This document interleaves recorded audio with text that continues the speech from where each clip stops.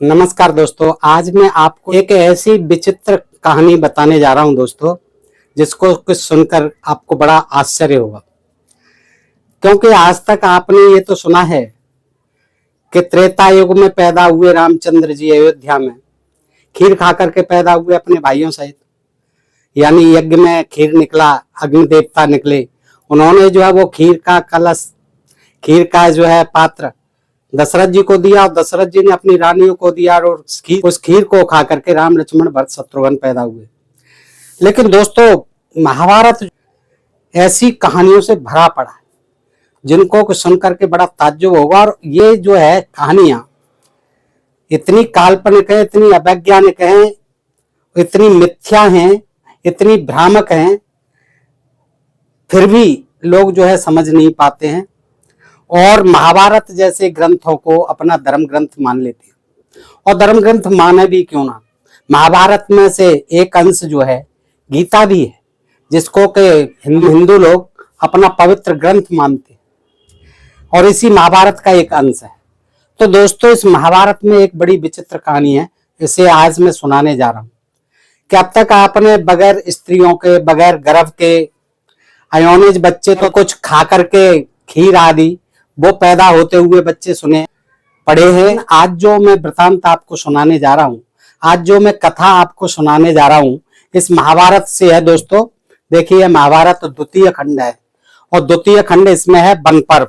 ये वन पर्व में वृतांत आता है कि देखिए किस तरह से एक राजा जो है वो गर्भ से हो जाता है और फिर 100 वर्ष बाद वो गर्भ जो है उसकी बाई कोख को फाड़ के निकलता है, बाई कोख को फाड़ के निकलता है। राजा का नाम क्या रखा जाता है, किसके द्वारा और क्यों रखा जाता है, ये बड़ी विचित्र कहानी है। तो दोस्तों, आज मैं यही कहानी आपके सामने रखने जा रहा हूं। 126वां अध्याय है, इसमें दिया हुआ है। तो युधिष्ठिर महाराज पूछते हैं, किससे? लोमस ऋषि होते हैं। लोमस ऋषि से पूछते हैं कि हे ब्राह्मण श्रेष्ठ, युवनाश्व के पुत्र नृपश्रेष्ठ मानधाता तीनों लोकों में विख्यात थे। हे महाराज, जो राजा युवनाश्व हुए उनके पुत्र जो मानधाता हुए वो तीनों लोकों में प्रसिद्ध थे। उनकी उत्पत्ति किस प्रकार हुई थी ये बताइए, वो कैसे पैदा हुए थे? तो अमित तेजस्वी मानधाता ने यह सर्वोच्च स्थिति कैसे प्राप्त कर ली थी कि वो चक्रवर्ती सम्राट हो गए थे। सुना है परमात्मा विष्णु के समान महाराज मानधाता के बस में तीनों लोग थे। जैसे विष्णु के बस में तीनों लोग हैं, वैसे ही महाराज मानधाता के बस में तीनों लोग थे। ये युधिष्ठिर की जिज्ञासा है और लोमस ऋषि से पूछते हैं। तो लोमस जी कहते हैं कि राजन, लोक में उन महामना नरेश मानधाता का नाम कैसे प्रचलित हुआ, कैसे उनका जन्म हुआ, यह बतलाता हूं और आप ध्यान दे करके सुनिए।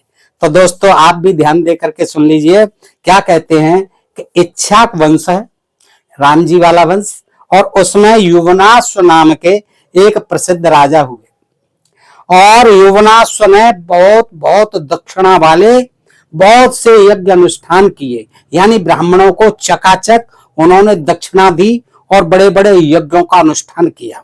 वे धर्मात्मा में श्रेष्ठ थे। उन्होंने 1000, देखिए कितने, 1000 अश्वमेध यज्ञ पूर्ण करके बहुत दक्षिणा के साथ दूसरे श्रेष्ठ यज्ञों द्वारा भी भगवान की आराधना की। ये तो किए ही किए, और भी यानी 1000 अश्वमेध यज्ञ तो किए ही, इसके अलावा उन्होंने और भी बहुत से श्रेष्ठ यज्ञ किए जिसमें कि ब्राह्मणों को चकाचक दान दक्षिणा देते रहे। ये जो है दान दक्षिणा का ही खेल है सब कुछ। ये जो है उन्हीं की पृष्ठभूमि में, उसी के लिए ये सब कुछ बनाया गया है। ये आधार है ये कथाएं कि ब्राह्मणों को दान दक्षिणा कैसे राजाओं द्वारा दी जाती थी, कैसे दी जानी चाहिए थी, ये सब विधियां बताई हैं और उन्हीं के लिए ये मनगढ़ंत कहानियां दोस्तों लिख दी गई हैं। आगे देखते हैं क्या होता है। तो क्या हुआ कि वे महामना राजर्षि महान व्रत का पालन करने वाले थे वो राजा, और उन्होंने क्या किया कि उन्हें विराग हुआ। बोले यार कुछ नहीं रखा है, चलो तपस्या करते हैं, जंगल में भगवान का भजन करते हैं। तो वो युवनाश्व राजा जो है अपने मंत्रियों को शास्त्रीय विधि के अनुसार अपना राजपाट सौंपकर वन में ही रहने के लिए चले गए। तो एक दिन की बात है, जंगल में रहने लगे कि राजा योनास उपवास किए हुए थे और उपवास के कारण वो बड़े परेशान थे, दुखित थे और रात में उनको प्यास लगती है, प्यास से उनका गला सूखने लगता है। तो उन्होंने जल पीने की इच्छा की और रात के समय महर्षि भृगु के आश्रम में प्रवेश किया। वहीं पास में ही जंगल में महर्षि भृगु वो रहते थे, ब्राह्मण ही थे भृगु महाराज। आश्रम में प्रवेश करते हैं उनके में राजा जी, और उसी रात में क्या किया था उन्होंने, भृगुनंदन महर्षि च्यवन ने, उनके बेटे च्यवन ने, कि इन्हीं युवनाश्व को पुत्र की प्राप्ति कराने के लिए एक यज्ञ किया था। दिन में एक हवन एक यज्ञ किया था, जिसे इष्टवी कहते हैं, इष्ट की थी। तो उस इष्ट के समय महर्षि ने क्या किया था, च्यवन ने, कि जो मंत्रों से पड़ा हुआ जो जल था वह बड़े कलश में भर के, एक मटके में भर के रख दिया था। जो जल है आश्रम के भीतर इस उद्देश्य से रखा गया ऋषि के द्वारा कि वो महाराज के यहाँ भेजेंगे, क्योंकि उनके कोई संतान नहीं थी योनाश्व के, और ये बीमारी जो है राजाओं को सबको ही होती थी। किसी न किसी प्रकार से वो तपस्या करते थे और किसी साधन द्वारा वो फिर पुत्र प्राप्ति करते थे। ये बीमारी जो है ये महाराज योनाश्व को भी थी, इनके भी कोई संतान नहीं थी। तो ये ऋषि महर्षि लगे हुए थे, उनसे दान दक्षिणा लेते रहते थे, यज्ञ आदि कराते रहते थे। तो च्यवन मुनि ने वो कलश का जल इन्हीं की पत्नी यानी इन्हीं की रानी को पिलाने के लिए रखा हुआ था, ताकि उसको भेज करके वो जो है रानी के पुत्र की प्राप्ति कर सकें राजा। तो क्या हुआ कि उस कलश को बेदी पर रखी, सभी महर्षि सो गए, और जो च्यवन ऋषि के साथ में थे यज्ञ आदि कराने वाले, वहां जो महर्षि रहते थे वो सब सो गए। रात में देर तक जागने के कारण वे सबके सब थके हुए थे। तो युवनाश्व ने लांग कर आगे बढ़ गए, वो सोए हुए हैं, वो आगे बढ़ गए कुटिया में। तो वो प्यास से तो पीड़ित हो ही रहे थे, उनका कंठ सूख रहा था। तो पानी पीने की अत्यंत अभिलाषा से वो आश्रम के भीतर चले जाते हैं और शांत भाव से जल के लिए याचना करने लग जाते हैं कि भाई मुझे पानी पिलाओ, मुझे पानी पिलाओ। लेकिन वहां सुनता कौन है, वहां तो सब जो थके हारे सो रहे थे आश्रमवासी हैं, ऋषि लोग। तो राजा थककर सूखे कंठ से पानी के लिए चिल्ला रहे थे, परंतु उस समय चें चें करने वाले पक्षी की भांति उनकी चीख पुकार कोई भी नहीं सुन सका। तदनंतर जल से भरे हुए पूर्वोक्त कलश पर उनकी दृष्टि पड़ी। ओह, सामने रखा हुआ है ये कलश, उस पर दृष्टि जाती है राजा की। तो वो देखते ही बड़े वेग से उसकी ओर दौड़े और इच्छानुसार उन्होंने जल पिया और बचे हुए जल को वही लुढ़का दिया, फैला दिया। राजा यवनाश्व प्यास से बड़ा कष्ट पा रहे थे, वह शीतल जल पीकर उन्हें बड़ी शांति हुई। वे बुद्धिमान नरेश उस समय जल पीने से बहुत सुखी हुए, संतुष्ट हुए। तत्पश्चात तपोधन च्यवन मुनि के सहित सब मुनि सवेरा हुआ। प्रातःकाल उठे सभी मुनि देखते हैं कि उस कलश में पानी ही नहीं है, जल से शून्य हुआ कलश। तो फिर वो सब इकट्ठे हो जाते हैं और एक दूसरे से पूछने लग जाते हैं, अरे भाई ये किसने पी लिया, ये किसने फैला दिया, ये ऐसा किसने किया। सब एक दूसरे से पूछते हैं। तो राजा जो है सुन रहे थे। तो राजा ने कहा सामने आकर के महाराज यह मेरा ही कर्म है, मुझे प्यास लग रही थी, मैंने पानी को पी लिया। इस प्रकार उन्होंने सत्य को स्वीकार कर लिया। तब भगवान यानी च्यवन ऋषि ने कहा कि महान बल और पराक्रम से संपन्न राजर्षि युवनाश्व, यह तुमने ठीक नहीं किया, ये क्या गजब कर दिया आपने, तो ये तो बड़ा उल्टा काम हो गया। इस कलश में मैंने तुम्हें ही पुत्र प्रदान करने के लिए, देखिए क्या करिश्मा था इन ऋषियों का, है कि राजाओं को ऐसे ही ये पुत्र देते थे पैदा कर करके, कि तुम्हें ही पुत्र प्रदान करने के लिए मैंने तपस्या से संस्कार युक्त किया हुआ जल यानी मंत्र पढ़ा हुआ जल है, अभिषिक्त किया हुआ जल, कठोर तपस्या करके और उसमें ब्रह्म तेज की स्थापना की थी। ब्रह्म तेज की स्थापना की थी उस जल में, मंत्र पढ़ पढ़ के, तपस्या कर करके, वो तुम्हारे लिए था तुम्हारी रानी पीती और उनके गर्भ ठहरता और फिर कुछ दिन बाद जो है उनके तेजस्वी पुत्र पैदा होता। राजन, उक्त विधि से इस जल को मैंने ऐसा सत्य संपन्न कर दिया था कि इसको पीने से आपकी रानी के एक महाबली, महापराक्रमी और तपोबल संपन्न पुत्र होता, जो अपने बल पराक्रम से देवराज इंद्र को भी यमलोक पहुंचा सकता। उसी जल को तुमने आज पी लिया, गड़बड़ घोटाला कर दिया। ये आपने अच्छा नहीं किया राजन। अब हम लोग इसके प्रभाव को टालने या बदलने में असमर्थ हैं। अभी ये जो है उल्टा काम हो गया, ये मामला गड़बड़ हो गया, अब हम इसमें कुछ नहीं कर सकते। तुमने जो ऐसा कार्य कर डाला है इसमें कुछ नहीं है, किसी की नहीं, सब ईश्वर का विधान है, तुम्हारा भी इसमें कोई दोष नहीं। महाराज, तुमने प्यास से व्याकुल होकर जो मेरे तपोबल से संचित और विधिपूर्वक मंत्र से अभिमंत्रित जल को पी लिया है, उसके कारण तुम अपने ही पेट से तथा कथित इंद्र विजयी पुत्र को जन्म दोगे। देखिए, ये गड़बड़ घोटाला जो आपने किया, बगैर सोचे समझे, बगैर पूछे, ये क्या कर डाला। अब तुम्हारे ही गर्भ से इंद्र विजयी पुत्र होगा पैदा। उस उद्देश्य की सिद्धि के लिए हम तुम्हारी इच्छा के अनुरूप अत्यंत अद्भुत यज्ञ कराएंगे। अब कुछ नहीं है, चिंता करने की कोई बात नहीं है। अब हम यज्ञ कराएंगे जिससे कि आपको कोई तकलीफ परेशानी नहीं होगी और आसानी से तुम्हारे गर्भ से बच्चा पैदा हो जाएगा। हम यज्ञ कराएंगे और जिससे तुम्हें भी ताकत मिलेगी, आप कमजोर नहीं होंगे। आपके पुत्र तो पैदा बलवान होगा ही होगा, आप भी बलवान हो जाएंगे। इंद्र के समान पराक्रमी पुत्र उत्पन्न कर सकोगे और गर्भ धारण, ये जो गर्भ धारण किया है, इसके कष्ट का भी तुम्हें कोई अनुभव नहीं होगा। निश्चिंत रहिए महाराज। देखिए क्या शक्ति थी, क्या करिश्मा था, ये हमारे महाभारत पुराण में लिखा हुआ है। अब क्या होता है, 100 वर्ष बीत जाते हैं। कितने? 100 वर्ष पूरे। और उस 100 वर्ष के बाद महात्मा राजा युवनाश्व की बाई कोख फाड़ कर, देखिए कमाल की बात, बाई कोख फाड़ कर एक सूर्य के समान महातेजस्वी बालक बाहर निकला और राजा की मृत्यु भी नहीं हुई। देखिए, बाई कोख फाड़ करके वो बच्चा निकले आया, लेकिन राजा का कुछ नहीं बिगड़ा, राजा की मृत्यु नहीं हुई। यह एक अद्भुत सी बात हुई, सचमुच ये अद्भुत सी बात हुई। तत्पश्चात महातेजस्वी इंद्र, इंद्र को मालूम पड़ गया कि मेरे जैसा बलवान पुत्र जो है पैदा हो गया यमुनाश्व की बाई कोख को फाड़कर। इंद्र आ जाते हैं वहां पर और उस बालक को देखने की बड़ी उत्कट जो है इच्छा होती है। तो देवताओं ने फिर महेंद्र से पूछा, यानी इंद्र से पूछा, अब ये बालक रो रहा है महाराज, ये क्या पिएगा? मम्मी तो है नहीं जो स्तनपान करा देगी।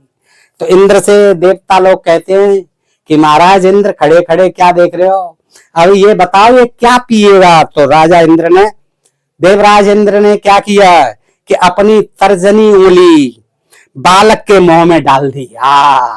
इंद्र कितना बुद्धिमान था, देखिए, दूध पिलाने लग गया अपनी तर्जनी उंगली से और कहा, माम अयम धाता, अर्थात यह मुझे ही पिएगा, ये मेरा ही दूध पिएगा। देखिए कितना तरस आया। इंद्र जो है फौरन चले आए उससे, अपना सुरलोक से और इंद्रलोक से, देखिए, और आकर के दूध पिलाने लगे उंगली से। कहते हैं ये मेरा ही दूध पिएगा, यानी माम अयम धाता, मैं ही इसकी धाता हूं, मैं ही इसकी दूध पिलाने वाली हूं। ये वज्रधारी इंद्र के ऐसा कहने पर इंद्र आदि सब देवताओं ने मिलकर उस बालक का नाम मानधाता रखा। देखिए क्या रखा, सारे देवता आ गए इंद्र आदि, उन्होंने उस बच्चे का नाम रख दिया मानधाता। इंद्र की दी हुई प्रदेशनी तर्जनी उंगली का रसास्वादन करके हुआ महातेजस्वी शिशु 13 बित्ता बढ़ गया।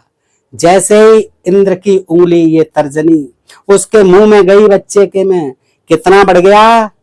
13 विलस्त बढ़ गया, लगभग 13 यानी 6.5 फुट का हो गया। देखिए आप, 6 फुट 6.5 फुट का हो गया। महाराज उस समय शक्तिशाली मानधाता के चिंतन कर, और फिर उसने चिंतन किया राजा मानधाता ने, किसका? धनुर्वेद सहित वेदों का। तो सब आ गए, वेद आ गए धनुर्वेद सहित, और दिव्य अस्त्र आ गए। ईश्वर की कृपा से सारे अस्त्र शस्त्र आ गए, वेद आ गए। ले बेटा पढ़। देखिए, आजगब नामक धनुष, कौन सा?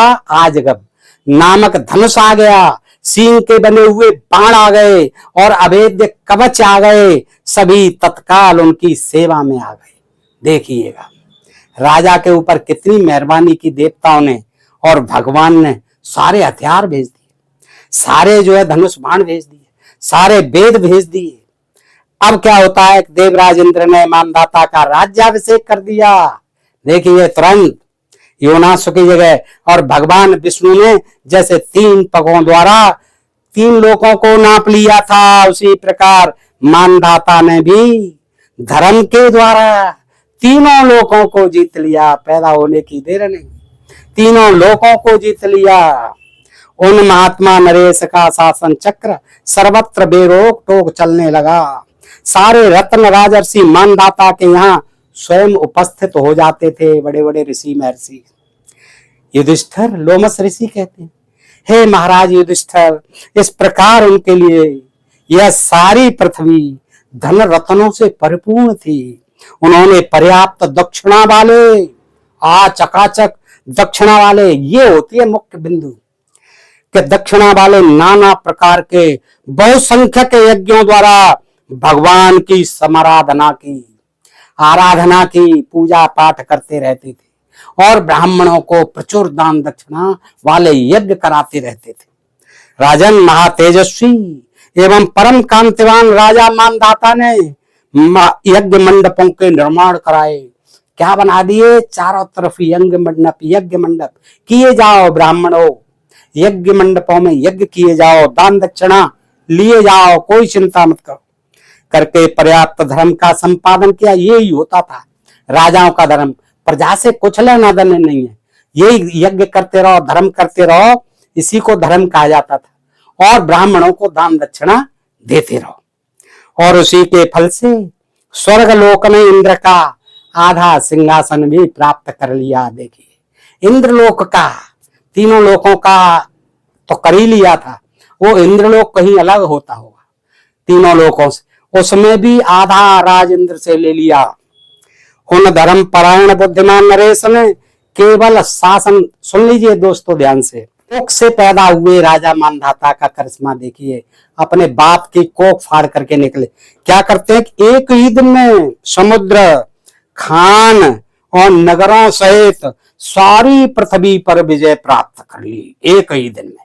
देखिए क्या कमाल के राजा थे, हैं महाराज। उनके दक्षिणा युक्त, सुन लीजिए दोस्तों ध्यान से, यज्ञों के चैत्यों यानी यज्ञ मंडपों से चारों ओर की पृथ्वी भर गई थी। सारी पृथ्वी पे उन्होंने यज्ञ मंडप करा दिए, बनवा दिए थे। यज्ञ मंडप ही यज्ञ मंडप बने हुए थे। कह दिया था ब्राह्मणों से, करो यज्ञ, करो यज्ञ, तुम पे और कोई काम नहीं है, मुझ पे भी कोई और काम नहीं है, बस यही हमारा धर्म है, करे जाओ यज्ञ और लिए जाओ दान दक्षिणा। दोस्तों ये मैं नहीं कह रहा हूं, आप खुद देख रहे हैं, और बताता हूं कैसे दान दक्षिणा होती थी, भर गई थी। कहीं कोई भी स्थान ऐसा नहीं था जो उनके यज्ञ मंडपों से घिरा नहीं हो पृथ्वी पर। महाराज महात्मा राजा मानधाता ने, अब देखिए सुन लीजिए, दान 10,000 पदम, कितनी? 10,000 पदम गौएं ब्राह्मणों को दान में दी थी, ऐसा जानकार लोग कहते हैं। वो भी कह रहे, सुनी सुनाई बात, जानकार लोगों से मैंने सुना है कि महात्मा राजा मानधाता ने 10,000 पदम गौएं ब्राह्मणों को दान में दी थी। दोस्तों आप नहीं जानते होंगे, बहुत से लोग नहीं जानते होंगे कि एक पदम में कितनी गाय होंगी। एक पदम में 10,000 अरब गाय होती। अब आप सोच लीजिए कि एक पदम में जब 10,000 अरब गाय हैं तो 10 करोड़ अरब, कितनी? 10 करोड़ अरब, इतनी पदम हो गई 10,000 पदम में। 10,000 पद्म में 10 करोड़ अरब गाय हो गई। अब बताइए सारी पृथ्वी भर जाएगी इतनी गायों से। बताइए कहाँ रहती थी ये गाय, कहाँ क्या चरती थी, क्या खाती थी, और ये देखिए क्या फेंक दी। आप स्वयं देखिए, धन्य ये हमारे लेखक और ये महाभारत के लेखक, पुराणों के लेखक हैं, क्या क्या लिख दिया है। और पढ़ने वाले जो है आज भी कहते वाह वाह, हमारे ऋषि महर्षियों का ज्ञान कितना विशाल था, कितना विज्ञान था, कितनी दान दक्षिणा देने वाले राजा होते थे। अब तो ऐसे राजा हैं भी। उन महामना नरेश ने 12 वर्षों तक होने वाली अनावृष्टि के समय, यानी वर्षा नहीं हुई थी 12 वर्ष तक, वज्रधारी इंद्र के देखते देखते कि तू क्या कर लेगा, है उसको भी चुनौती देते हुए उन्नति के लिए, खेती की उन्नति के लिए स्वयं पानी की वर्षा की पूरी पृथ्वी पर। बताइए ऐसा कौन सा यंत्र लगा था? इंद्र के पास भी ऐसा कौन सा यंत्र था? जैसे कि इंद्र को वर्षा का देवता माना जाता है, इसके पास भी, राजा मानधाता के पास भी वही यंत्र अवश्य रहा होगा जिसने कि 12 वर्ष तक वर्षा नहीं हुई थी और राजा मानधाता ने सारी पृथ्वी पर वर्षा कर दी थी। कहां गई आज वो टेक्नोलॉजी? बताइए। कहने वाले कहते हैं अरे बड़ा विज्ञान था उस समय, ऐसा ही विज्ञान था। देखिए ये सब विज्ञान का ही तो करिश्मा है। राजा के पेट से ही बेटा निकल रहा है, चक्रवर्ती राजा हो रहा है एक दिन में। देखिए कमर, उन्होंने महामेघ के समान एक बहादुरी और देख लें, उन्होंने यानी राजा मानधाता ने महामेघ के समान गरजते हुए महापराक्रमी चंद्रवंशी गांधार राज को बाणों से घायल करके मार डाला था। ये उनकी बहादुरी देखिए। एक के कोई गांधार राज रहा होगा, उसको बाणों से घायल करके मार डाला था। ये उनकी बहादुरी भी देख लीजिए।